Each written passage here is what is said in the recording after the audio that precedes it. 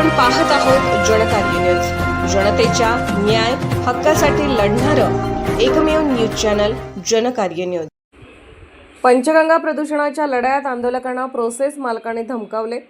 पंचगंगा नदीत सोडले जाणारे पाण्यावर दिनांक 4/6/2026 रोजी माननीय उपविभागीय अधिकारी इचलकरंजी विभाग इचलकरंजी प्रांत कार्यालय येथे प्रशासन आमदार राहुल आवाडे साहेब आंदोलनकर्ते यांची बैठक झाली होती। दिनांक 5/6/2026 रोजी सांडपाणी व्यवस्थापनाची 3 एकर जागेची पाहणी करण्याकरिता प्रशासन, उद्योजक, मालक व आंदोलनकर्ते जागा पाहणी व मोजणीकरिता असता सांडपाणी व्यवस्थापनाकरिता 3 एकरपैकी फक्त 19 गुंठे दिसून आले। खरे काय आहे हे आंदोलनकर्त्यांना कळणार इतक्यात उद्योग मालकांनी आंदोलनकर्त्यांना धमकावले व अंकुशचे प्रमुख धनाजी चुडमुंगे यांच्या गाडीचे 4ही चाके पंक्चर केले व तालुका प्रमुख यांच्याही गाडीचे नुकसान केले आहे।